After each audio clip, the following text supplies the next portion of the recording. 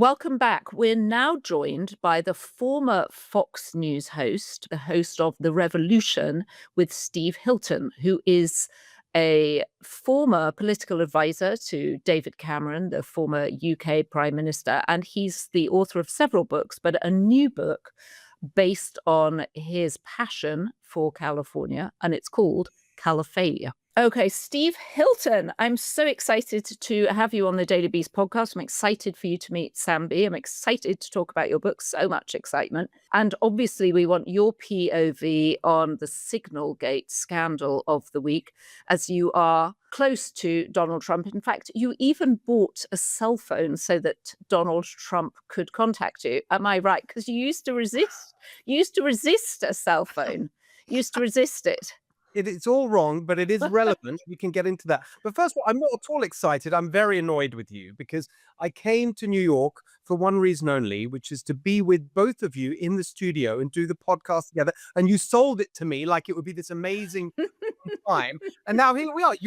You're in California, by the way, like where I'm here. So totally disproving the whole thesis of my book, which is that people leave in California. You're actually going to California. Sam's just back from Paris. I mean, what is this? I know, it's ridiculous. You're also going to have to persuade me as I sit in San Francisco. The sun is shining, the sky is fantastic, the bay is beautiful, that we're living through Califalia, because I'm dying to move here. Okay, first of all, I need to start this by getting some context for the two of you, because the two of you know each other and you've known each other for a long time. So please tell me, what is your origin story? How are we all connecting today? Steve, can you even remember how we met? Not really. Probably Great. you're drunk in some pub somewhere, but because that's how British people basically exist. We all know each other. Yeah, we all know each other. You all worked at Marks and Spencer together at some point. We sort of did. We sort of did. We actually met. I remember very well because I was so excited to meet you because I'd read about you, and also I'd seen the most brilliant Armando Iannucci parody of you in the brilliant television show The Thick of It. So I was fascinated by you. We met at the White House Correspondents' Brunch held by the great Tammy Haddad, who's a super connector, and she immediately put us together, and then we just couldn't stop talking. My memory is we talked for the rest of the weekend nonstop. That's exactly right. But the other thing we should say on the, continuing to advance the thesis that all British people basically know each other, is that one of my best friends at university was one of your earliest colleagues in journalism in England, and so I'd been hearing about you forever. And ever since we moved to America, our mutual friend Ian Katz was saying, "Oh, you must meet Joanna. Have you met?" In fact, it wasn't Joanna; it was Colsey, I believe, because that's how British people. Oh, these are state secrets. We really need to be in the Signal group to discuss this. That's true. But then everyone will know if you put it in a Signal group. Yeah, Steve, when are you inviting us to your Signal group? And how many secret Signal groups have you got? Well, so, okay, now let's get to the phone thing. So the sort of big lie that you told was that the only reason I got a phone was to communicate with the president. But actually, it is relevant to this Signal thing because when I used to work in 10 Downing Street as senior advisor to the Prime Minister, I remember getting the security briefing as new members of staff. And it's 2010, so a long time ago. And I remember them saying that you got to assume that your smartphone is being hacked and listened to all the time. You just got to assume that. And whatever they tell you about the security on the phone or the apps or this or that, foreign hostile powers can get into your phone. And I remember them specifically giving this example of how it is possible to remotely take over a smartphone and turn it into a listening device for the room that you're in, even when it's turned off, blah, blah, and on like this. And then they said, but the only phone that they really can't get into is an old-fashioned flip phone, which is the one that I happen to have. I had an old Nokia. I never got a smartphone. And then when we moved to America in 2012, they didn't make them anymore. I had to hand in my government phone. And so for years, I didn't have any kind of phone at all. And then finally, I relented. And this is my phone, my very Signal-friendly flip phone. Here you are. That is the phone that I now have. And so for me, this whole Signal thing is not really about Signal. It's about the fact that basically you can't trust the security on a smartphone. So that's the issue. If you really want to keep things secret don't communicate by smartphone. Yes. So we have an issue in our country right now, and it is roiling me. And I want to know how you're reflecting on that today because I watched all that testimony. It really did not meet the moment, I felt, like at all. Like it didn't even come close to meeting the moment. So I wonder how you're reflecting on all of this. You probably know a lot of these people. Um, just what is your baseline? Well, truthfully, I didn't see the testing because I've been on, it's literally the publication day for my book. So I'm afraid I've been nonstop talking rather than listening or watching anything else. But I do think that, it's very clear that this should never have happened. It was a mistake. I don't understand how it happened. I mean, clearly someone added someone to a chat. I mean, I don't know how it works because I don't use Signal. I've never used Signal. I don't even have a smartphone. But the fact that it happened was a kind of big mistake. And I don't know if where they are on that, whether they've acknowledged that. I know that they've confirmed that it was real. They're not pretending that it didn't happen. Even Joe, the one thing I did see this morning on Morning Joe was Goldberg himself, who broke the story, of course, in the Atlantic. And he said that the one thing he was encouraged by was at least they're having a real conversation about this stuff. And that's the sort of plus point for him from the whole thing. I think they're obviously going to investigate. I think they're reviewing all this. I don't know. I'm afraid I haven't been following it closely. Oh, Joanna, go ahead. Jump in, No, Joanna. I was going to ask you, Steve. Several members of the president's cabinet were Fox News hosts. I was expecting you to be at some point nominated for a cabinet position because you had your Sunday night slot, which we know the president very much enjoyed, The Revolution with Steve Hilton on Fox. Is that something you would enjoy, being a cabinet minister? I mean, there may be a position becoming available within the next couple of days, and I would certainly think that that should probably happen. National security is not my expertise. I don't think that matters. I really don't think that matters. I don't think it was their expertise not an issue. either. Not an issue. Yeah, maybe it's actually compulsory. I don't know. I think that look, the truth is that I've done various things, right? In my career, I've worked in politics and government, and I've started businesses. I've run restaurants. I've done a bunch of different things. And more recently, I've worked in the media. But the true line really is that I'm very interested in the practical aspects of politics and policy and just doing things and making change happen. And that's what we were trying to do back in the day in the Cameron government, not always with great success, but you learn a lot from that as well. And so it's definitely true that I would love to be in a position to make things happen. Well, your book couldn't come at a better time, Caliphalia, obviously after the catastrophic fires earlier this year and all the questions about education in California, about homelessness, about the water situation. And my assumption from the book is that you're planning to run as governor. You've certainly been posting as if that might be in your future. And you've recently been posting with Nicole Shanahan, who, as we know, Yes. really spearheaded RFK from his own party to Health and Human Services. So explain to us a little bit about your own political situation and then Yeah. talk to us about what the solve is for California, especially around homelessness. Yeah. Okay. So, look, I mean, for the last few years, I've had this very unexpected career in the media. I totally didn't plan on it, didn't expect it. Appreciate the platform very much, but as time went on, I got more and more frustrated with just kind of talking about things. Going back to what I was saying earlier, I'm used to actually doing things, and so a couple of years ago, I started an organization called Golden Together, which is a non-political organization, policy focused, looking at California policy because I just wanted to really get more into that. And I've been traveling the state and doing those things. And as that has gone on, yes, I have got more and more interested and focused on the idea of actually trying to do something about it by running for office, running for governor. So that is definitely something I'm strongly considering. Kamala Harris tells us that she's almost the same term, that she's strongly considering that, and that she's going to make a decision by the end of the summer. I'm going to make a decision much sooner than that. And the real, not to be too coy about it, but the reason I'm not quite there yet is that you've got to be sure that I'd want to do it in order to win, not just to, make a point. And there's a lot of elements to that you've got to have a plan for what you do, how you solve these problems. I think, that's what I've mainly been working on.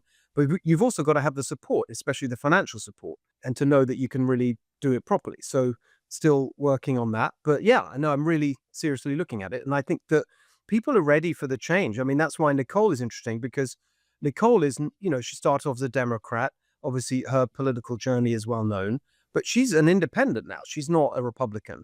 But she and I very much aligned on a lot of the issues, but also our love for California and how amazing it is. I still think there's nowhere better than California, but it's obvious it's going off the rails. I mean, you just look at the data, like we have the highest rate of poverty, the highest housing cost, the lowest home ownership, the highest unemployment for most of last year. Right now, we're the second highest unemployment. I mean, on and on. The highest prices for electricity, gas, water, everything. The worst business climate, according to Chief Executive Magazine. So it's like really bad. It's a really, bad failure on every front, and obviously in need of a turnaround. And I think a lot of people, not just Republicans, especially after the fires in LA, I'm there a lot. And you hear people who say, I've been a Democrat, but we can't go on like this. It's time for change. Well, I guess my question is in terms of governance, Yeah. how do you see yourself? Because you have deep friendships with people who are very aligned with Donald Trump, his administration. Lots of people are touch points for you. I mean, I don't know you personally, but I see it in your work and interviews and the people that you attend fundraisers, and they are governing through pure chaos. I mean, from my view, federal employees are being terrorized, threats, intimidations, these crazy this impossible situation with Signal. Are you the type of person who thinks that you need to break a bunch of eggs to make an omelet? Like, is that what we would expect? Yeah, are you taking a chainsaw to California? It's a great question. I think remember that back although it's known as the Cameron administration, David Cameron was the prime minister for the Conservative Party leader, it was a coalition government. And in fact, I helped put together the coalition agreement between the Conservative Party and the Liberal Democrat Party. And in fact, I shared an office in 10 Downing Street with my counterpart, Polly Mackenzie. You may know her, Joanna. And we had a really constructive working relationship, trying to, in a way, I mean, I remember Nick Clegg, who is the deputy prime minister, leader of the Liberal Democrats, and Cameron, they used to sort of talk about me and Polly as the kind of glue that kept the coalition together, because we really did find a way to work on stuff together. So that definitely would be my approach. And it's the only way, I think, in California, because, as I say, most of the levers of power right now are controlled by Democrats. Well, and one of your points in the book, which I find so interesting, is that this is the result of unchallenged democratic rule in California. And you talk about the isms and this sort of extremism and the obsession with focusing on cultural issues that don't actually have anything to do with the issues that really impact people's lives. Do you think that if Kamala Harris is your opponent, she will stay in that territory, or do you think she will become more moderate? Well, she already tried that in the presidential election, because the minute that she became the nominee, she was immediately ditching the previous positions that she'd held, which in the previous positions were very much in line with where California is today, the kind of extreme end of those issues. And she'd already tried to ditch that.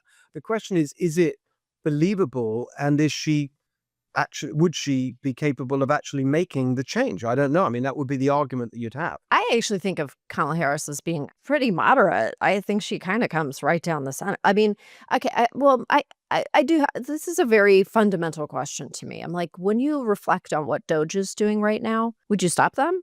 I mean, I know that's not quite the job we're talking about, but do you appreciate that kind of just like running in there, making wild slashes, and then stepping away and going like, oh, gee, I wonder what happened, like picking up all the pieces? That's really hard. It's hard for me to understand, because I do understand the perspective of people. There are so many people in California who did everything right, who saved and worked hard, and they just want to have a pension waiting for them. They just want to have Social Security waiting for them. And they really don't want to imagine that Elon Musk, someone they don't know, someone they didn't elect, is going into Social Security and dicking around with a bunch of 20-year-olds. Like, how do you reflect on those? I mean, we're just like in a moment. And I think it's important to delineate where you stand on those things. So I think that the object look, let's just take a few steps back. In California, if you I think one of the underlying problems of everything, whether that's housing, homelessness, energy, water, the cost of everything, is the fact that the government and the bureaucracy has just become too big and bloated. There's no question about that. If you look at the layers of crap that people have to wade through, just, you talk to a restaurant owner about what it's actually like to run a restaurant or a bar. I mean, just the local bureaucracy, county, state, I'm just the other day talking to a lady who runs a pest control company, in the Sierras, and she's just describing her life of how much nonsense she has to go through in terms of reporting to the state pesticide control board, and then each county she operates in, 9 counties. And I say, oh, you have to do that every year. So no, every month they have to send in reports, all with a different format. All, some can be uploaded, others have to be paid, blah, blah, blah. You talk to someone who owned a winery, an independent winery in wine country. She's telling me that she tried to get a permit she increased her patio, the number of guests she can have, from 30 to 50. It took her 6 years and $1 million in lawyers' fees and consultants and all this kind of stuff. So I think the goal of reducing bureaucracy and just the sheer kind of hassle of dealing with government in all its forms is a really big central goal. But I do agree that you have to do it in a systematic way, but you have to do it. And there are opponents of that. There are the people who say, well, we have to continue with this process because we're protecting this, or we're guaranteeing that, or securing whatever. And you just have to be direct with that. But I definitely think that it's got to be done in an orderly way, if that's what you're asking. But I think it's got to be done. So, Steve, for people who aren't going to read your book, or who are nevertheless interested in your potential run for office, what would your slogan be? Well, I think there's a line in well, it's very simple: restore the California dream. In a way, I mean, that's the mission of Golden Together. It's on our website there, and it's pretty basic stuff, which is what people want and what they think of as the California dream, just regular people, which is a good job that pays enough to raise your family in a home of your own, in a safe neighborhood with a good school, so your kids have a better life than you did. That is the aspiration. And especially when you talk to immigrant communities in California, it's like really, really basic stuff. That's what they thought they were signing up for when they come to California. And that sort of ladder of opportunity, all the rungs have been taken away. It's just the taxes you pay. We have this, as I said, the second highest unemployment. It's hard to get a good job. Businesses are leaving. If you have a job, you pay so much in taxes. If you add it all up together, not just income tax, but gas tax and all that stuff, right? Sales taxes. It's impossible for regular people to buy a home. I mean, the median house price is like $1 million. And so I think you just got to go through one after another, those practical things, not ideological, just like, how do you get people in that place where they really feel like they're living the dream? Because that is the kind of beautiful thing about California. Just, it's such an amazing place to live if you can get those basics right. I was going to ask you to tell us more about your potential lieutenant governor, I'm assuming, with Nicole Shanahan. Tell us more about it. Oh, well, she's an intriguing character. And the irony is that you're talking about helping regular people, but you and your wife are well-known, or your wife is a well-known tech executive. You've both done very well in California, and yet you need to bring in people to help you run. And obviously, Nicole Shanahan, we've written about her and a lot at the Daily Beast, was married to one of the co-founders of Google. So she got a handsome divorce settlement from that.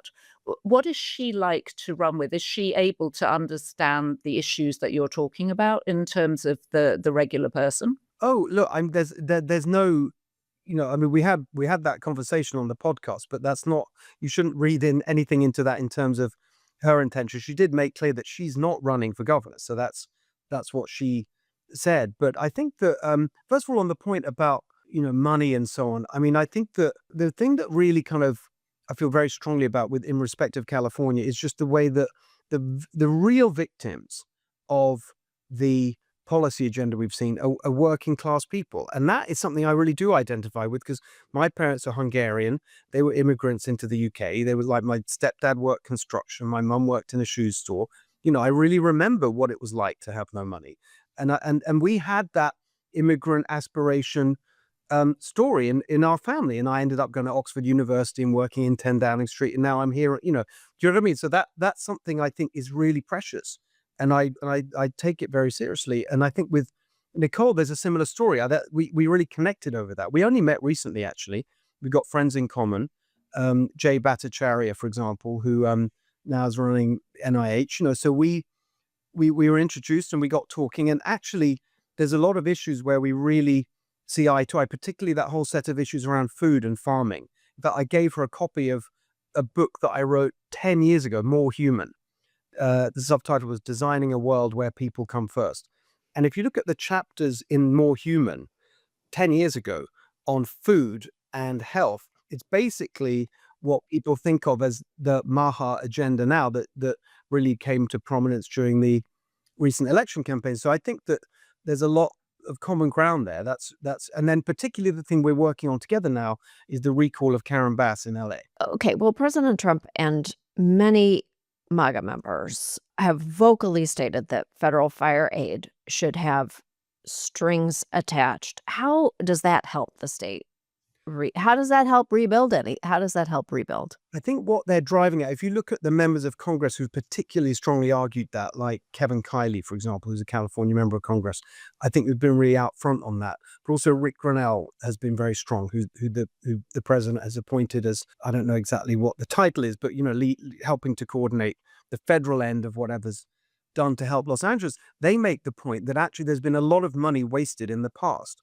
And that's true. I mean, even the California audit, of homelessness spending showed that, $24 billion, they couldn't keep track of where it went during the pandemic. $30 billion completely lost to fraud in the Employment Development Department.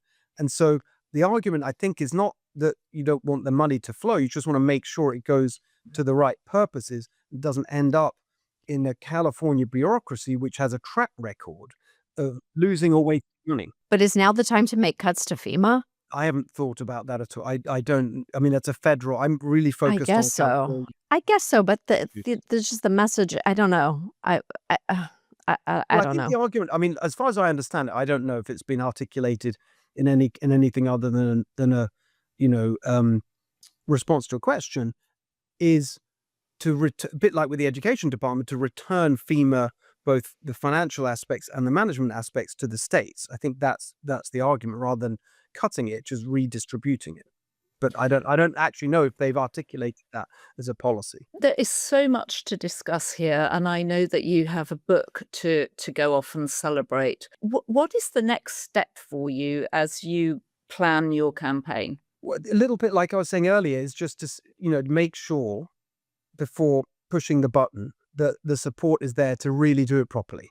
That's honestly the final step. Look, it's obvious I'm very interested in this. I've been working hard on it, and I think that I'm close to a decision, but not there yet. And it's all about making sure that we can do it really well. And can I borrow your flip phone, because I have some things I'd like to say to some key members of the Trump administration. Very good. Yes, anytime. It's like a 5-point plan, 5 to 50 points I'd love to make while I still have the chance. I think you can do that. We can arrange that. The other thing I'm very sad we didn't talk about is I loved your Kanye in the elevator, no shoes story. Oh, that's right, Joanna. Yeah, it was true. You would have pursued him, Steve. You would have run after him and introduced yourself. One of the things that my kids and most my sons, who you've met, Joanna, are most mortified by was the moment at Burbank Airport where I tried to board a flight with not wearing shoes, and they wouldn't let me on. And we had this endless argument, and I got in, and it's like, I don't like bureaucracy. They're saying, well, you're not allowed to get on the plane, and it's just ridiculous. I'm sorry. You tried to board a plane without shoes. That is actually internationally illegal, and should be. That's actually forbidden on this planet. No one should be shoeless on planes. I agree with that. That Steve is always being thrown off public transport for arguing with the conductor on the train or whatever. It's actually one of the qualities not allowed. I admire about you most. I've also been thrown off public transport. Steve, I find you one of the most thoughtful people around policy, and I'm fascinated to know whether or not you could get elected and whether or not you can have a good run. But I'm very conscious you have a book party. Go and celebrate your book and come back and give us updates on your campaign. Great to see you both. Thank you very much. Thank you.